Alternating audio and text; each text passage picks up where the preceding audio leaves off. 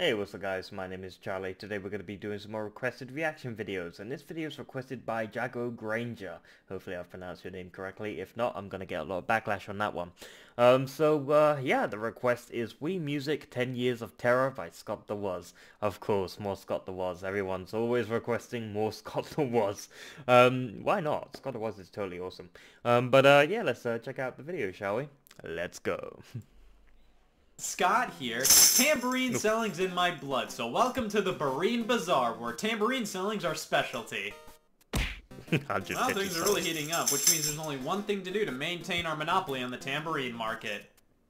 F***ing panic. With every purchase of a tambourine, you get a free copy of Wii Music. Wham! Wii Music. Damn! The Wii was home to many Wii games and Wii games. Yes, what better title to give your game than the name of the console followed by word? I have a soft spot for the Wii series of games. They always used the console's unique controllers and capabilities in ways that turned many heads. Wii Sports, Wii Fit, Wii Party, Wii Fit was terrible. Even Wii Play all lit up sales charts and thus received follow-ups. Sure, they aren't the deepest games out there, but if you see a game that begins with the word Wii, chances are it'll deliver a fun night in with the family. Sure. Now replace the word night with eternity and family with the devil, and you have a confusing sentence that can only mean one thing. You're playing Wii Music! The only Wii series title to not get a sequel other than Wii Chess, which apparently us Americans hate this stuff. We never got it over here. Wii Music always had it a bit rough. From its initial unveil to now, it's generally always been seen as a joke, even by Nintendo fans. Concepts for the game could be seen as early as 2005 in the initial Wii Remote unveil trailer, back when the system still went by the codename Nintendo Revolution. Fast forward to E3 2006, where Shigeru Miyamoto starts the conference by conducting a virtual orchestra. This Maestro minigame was meant to be included in Wii Play, until the developers decided to craft an entire game all about music. And that brings us to the death of Nintendo. I'm sure you've all heard horror stories of Nintendo's E3 2008 press conference. It wasn't a good show, and that's being generous. And what better way to end an already bad show than with a fucking mental breakdown? Holy shit!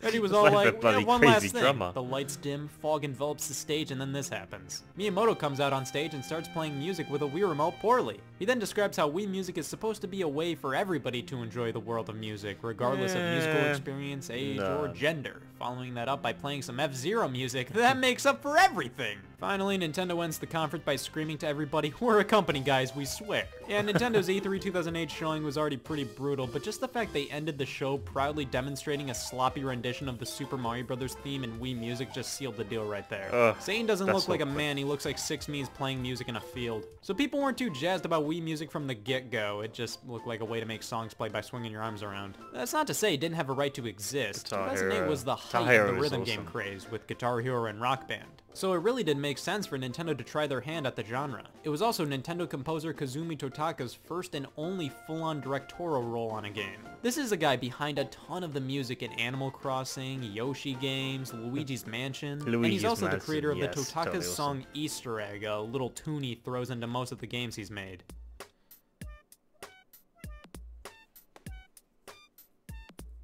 Weirdly enough, it doesn't seem like it's in Wii Music. Upon release, Wii Music was met with a lot of down-the-middle reviews, as in a lot of 5s. Most of the people who reviewed the game just didn't see much value in it. Never played it before, but that was back then, and now is right now.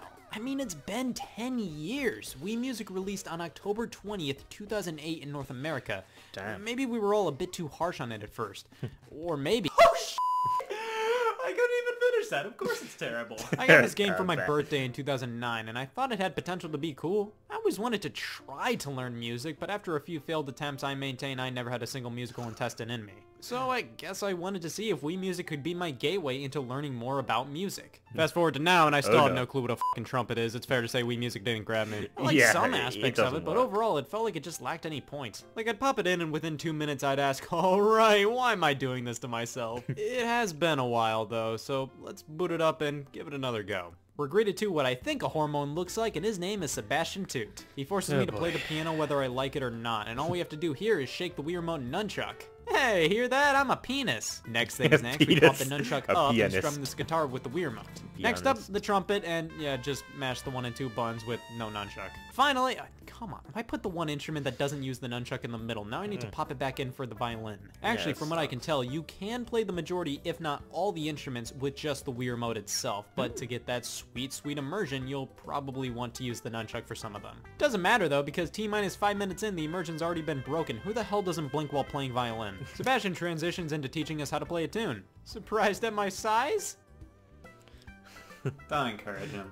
And this right here is the gameplay of Wii Music. As Twinkle Twinkle Little Star is playing, I have to shake my controller as if I'm playing the music, but you don't have to do any specific motions or anything to play the correct notes. You fundamentally just have to shake the controller to the song, or not at all. Wii Music actually encourages players to do whatever the hell they want. Add notes to the song, it'll give it your own personal touch. And you can definitely add notes to your song in Wii Music and make it sound somewhat elegant, but half the time the game decides to add random notes in there for me. I swing my Wii remote and it counts for 2 notes played in succession. I can see why the music industry is hell to get into. Jam sessions are then demonstrated, where we just play a song with a band. And here I tried to do Twinkle Twinkle justice, but man, I couldn't help myself. Oh.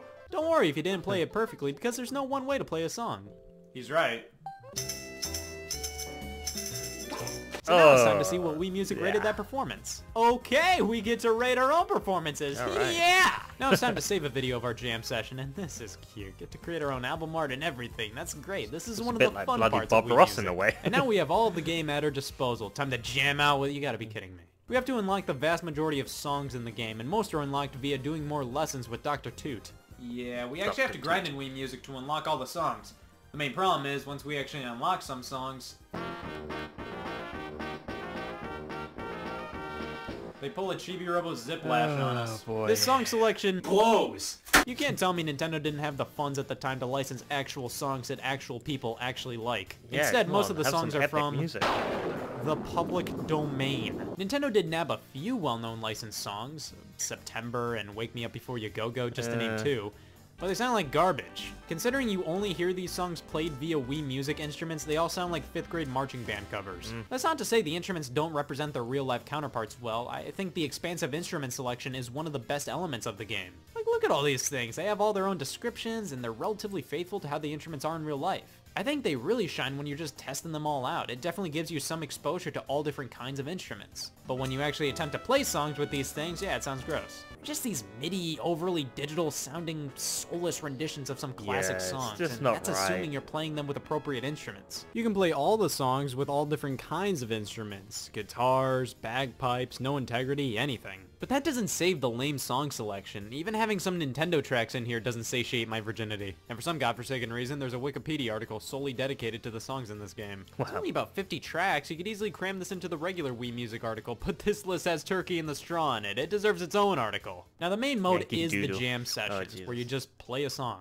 Remember when I said Wii Music encourages you to do whatever the hell you want? Well, in my opinion, it also actively discourages you from attempting to play the song correctly. You have to turn on the ability to see when you need to play your instrument by hitting the minus button. The fact that it's automatically disabled boggles my mind. Like, yeah, I get it. You want people to play the music their way, but what's the harm in showing them, hey, here's how you should play the notes. That's kind of what playing music in real life is like. You can always rate your performance and save a video, and that's it for the jam sessions. At least there's a selection of minigames to play. Me Maestro is actually a fun novelty. You just swing the Wii Remote around like you're conducting an orchestra, and it's a fun time. This was the mode I enjoyed the most. There's only 5 songs to play. Ooh, yeah, I'm not defending that. Zelda. And when I screw around and pause, go fast and slow at odd intervals, I end up getting a better score than when I actually try. Handbell Harmony is like an actual rhythm game, where you along with a few others have to chime your bells when it's your color's time to shine. Yep, the rumors are true. This is an actual rhythm game, but like Me Maestro, it only has 5 songs. It's okay, just nothing special. And finally, there's Pitch Perfect, which is the most in-depth of the games, but it's just a bunch of music quizzes. Order from lowest to highest pitch, who played the wrong note, fix the song. It's not bad, but it goes on for 8 levels. It's really drawn out, and it's just the same thing over and over again. Then we have Lessons, which just goes over everything that adds up to a song. You play the percussion, the harmony, the melody, everything, and play an entire song yourself. What about some Johnny B. Good? All these different style lessons just all feel the same to me. You just play through a portion of the song, and then another, and then another, and then another, and it's always Twinkle Twinkle Little Star. I mean, things might change up in later lessons, but in the hour and a half of lessons I sludged through, every single style lesson has you play Twinkle Twinkle Little Star and nothing else. That was even this Dead is a fever Space, dream. I'm playing the song with myself and what's-her-face? Babs, I don't know. If I ever saw a blimp with the Wii Music logo on it in real life, I'd piss myself. Wii Music was designed as a way for anybody to enjoy making music. You don't have to learn how to play an instrument, you can just shake the controller and make the notes play, mimicking the use of an instrument. It has good intentions, and the idea of being able to play music without learning how to play music is pretty decent. However, it always just felt like it lacked a real point. Like everything I do in the game just doesn't feel like it amounts to anything. It doesn't really bring me the joy of playing music. It just feels like I'm making noise at the end of the day, even if I'm making a deliberate attempt to try to follow the song. Wii Music never tried to be like Guitar Hero or Rock Band. Those are actual games, while Wii Music is more so an application, a way to play music without learning an instrument. Yeah. However, I feel like not having to learn a musical instrument takes a lot of the fun out of making music. It takes actual effort to play something correctly, which makes it much more satisfying. Just flailing your arms around doesn't bring you nearly the same amount of joy. Yeah. It just feels like Wii Music is a bit confused as to who it's for and what it wants to be most Playing of the time. A physical is harmonica it an educational tool? Totally awesome. Maybe, but why are they like, don't read the notes, just play how you want? Is it a game? Not really, because there's really no risk of failure. Is it a music creation application? Well, you can't create your own songs. This is all just my opinion though. I've seen a decent amount of people say they were introduced to music production through this and they legitimately enjoyed the title. That's great that it introduced so many people to the medium. What about However, Mario for Paint? me and many others, too many things just kept it from being all too great. The Wii Remote isn't accurate enough to detect a lot of the intricate movement of playing an instrument. Like, look at this, I'm not trying to play multiple notes, I'm just trying to play the ones they're telling me to play. Because of that, I think for most people, Wii Music just ends up being a fest. It doesn't punish you for anything outside of the mini-games. You score your own performances. And I think at the very least it should have been more strict in the lessons. You can cruise through those things without moving the controller at all. What's the point of lessons if they let you do that? It's definitely more fun in multiplayer, but at that point you'd probably rather just boot up something else. So yes, as a game, Wii Music is pretty bad. As an application, it's incredibly flawed, but it did its job for a handful of people. Regardless, it's still hard for me to let that song selection slide. Who the hell looked at this thing and said, "Oh shit, Daydream Believer by the Monkees"? Yeah. Oh boy, yeah. That didn't look good. I wouldn't get it. I'd rather play Mario Paint. Yeah, that was Wii Music, 10 Years of Terror by Scott DeWoz. Jesus. I never knew there was a Wii Music sort of video game. Well, it's not really a video game, is it? It's more of a, like an application, so to speak. Yeah, it's really weird. Yeah, it's unfortunate because they could have really put some really good music on there. But also, you know, I'm pretty sure Twinkle Twinkle Little Star was on Dead Space. I'm pretty sure. I don't know if I'm pretty sure there was a soundtrack. It was really creepy.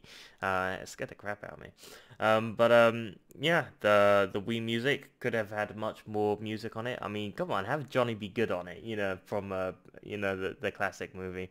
Yeah, if you like this video, make sure to give a like, comment down below, make sure to subscribe to my channel if you enjoy my content. I'll see you guys in the next video. Peace.